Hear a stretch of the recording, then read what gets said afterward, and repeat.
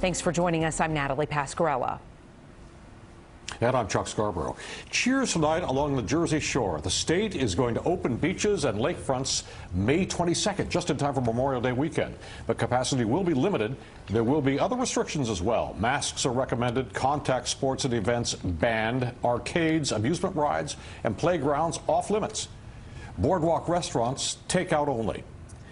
All major indicators in the Garden State, though, continue their downward trend since the peak. New hospitalizations are down 66%. But new infections are still being reported, and the virus is still claiming lives. The state's death toll is now just 54 shy of 10,000. News 4's Brian Thompson is live in Point Pleasant Beach with the very latest for us. Brian? Yeah, Chuck, beaches will be open, but not amusement rides and games like here in Point Pleasant Beach at Jenkinson's. That's still weeks away from opening, according to officials. But, and this is a big but I have to say at this point, it's all going to shape up well for the summer.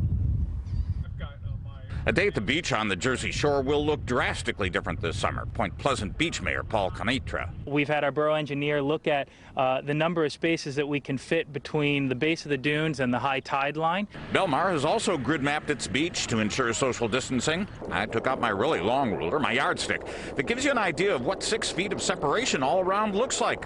If you don't like crowds, this will be your summer, and in both towns. Our badge sales will have counters, so we're going to actually count the number of badges that we have. We're going to be asking people to move to different beaches. In fact, they're not practicing social distancing guidelines. The governor's decision, which also includes lake shores, calls for strict social distancing. The bad news? Organized games and contact sports will be prohibited, as will beach recreational summer camps and special events that draw people to the beach, such as concerts, festivals, or fireworks. One of the state's most popular beaches, Point Pleasant Beach, will not open, at least for now. The narrow boardwalk owned by the town but running through Jenkinson's still closed. The governor's order doesn't allow for amusement games, rides, and parks to reopen, though he adds, this is not a life sentence here. We could have a dramatically different reality a month from today. So if you open them, will people come? Judy Christakis says she will. If you're sick, you stay home, and if you're not comfortable, you stay home. Now, this is the pace of what's going on. First, the mayor here in Point Pleasant Beach thinks that the boardwalk, at least most of the boardwalk, not the games, can be open by, maybe the middle of June at the latest. The governor in the next couple days will have regulations for charter fishing boats and for swimming pools. And most state parks and Jersey Shore restrooms will be open. Live in Point Pleasant Beach, Brian Thompson, News 4 New York.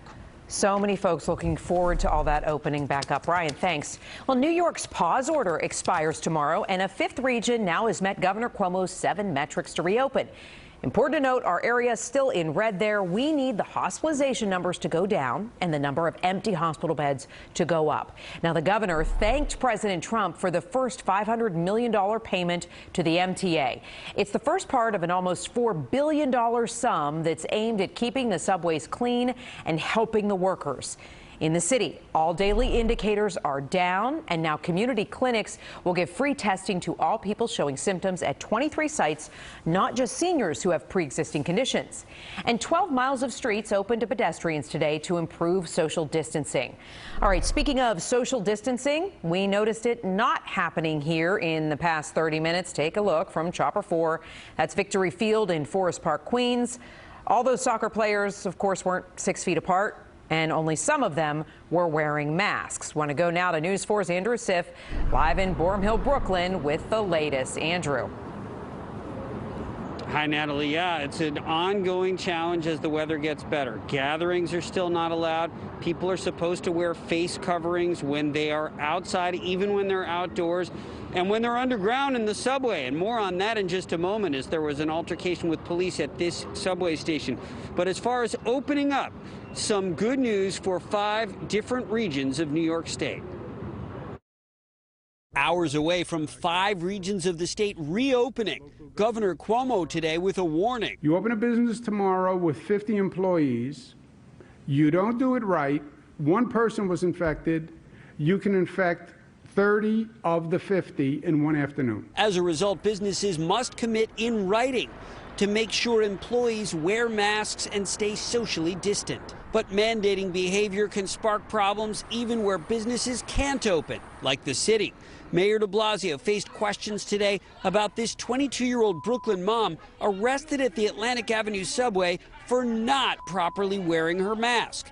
This after an alarming number of social distancing arrests have impacted New Yorkers of color. But it's clear we have to improve the supervision, the training, the protocols, the game plan for a very complex situation. As the city inches up in testing capacity toward 20,000 tests per day, one city councilman says it's not enough. We need to be testing probably 5 or 10 times the amount we're testing today. Are you satisfied that anybody who needs a test right now in New York City can get one? If I had my druthers, we'd be at hundreds of thousands a day. But I can't get there without the federal government. So, of course, I'm not satisfied. The city also hopes more open space to spread out, like the 12 miles of streets that open to pedestrians today, will help. We've been inside for, I guess it's over 8 weeks now, working like crazy, staying inside. We only go out for essentials.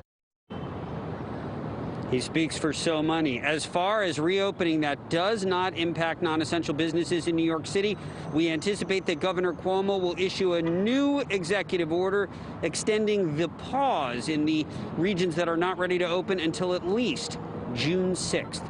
Reporting live in Brooklyn, Andrew Siff, News 4 New York.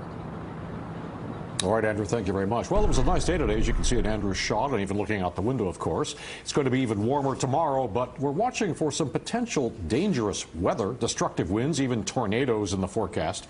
Storm Team 4 meteorologist Janice Huff joins us now with what we need to know. Janice?